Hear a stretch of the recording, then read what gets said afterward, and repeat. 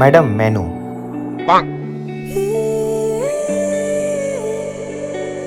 Yes ma'am, क्या order लगा दूं आपको? इस रेस्टोरेंट का बेस्ट क्या है? Veg biryani ma'am. Okay, veg biryani. Okay thank you ma'am, बस 5 मिनट। ओके ठीक है।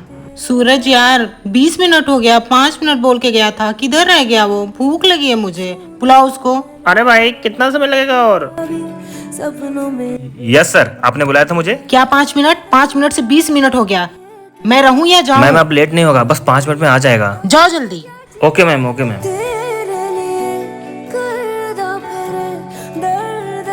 सूरज हाँ उधर मिल गया, अभी तक नहीं आया। चलो चलते हैं। 5 मिनट से 55 मिनट हो गया। इस रेस्टोरेंट का नाम क्या है? मैम बस 5 मिनट। अभी भी बोल रहा हूँ 5 मिनट। मैम इस रेस्टोरेंट का नाम ही है 5 मिनट।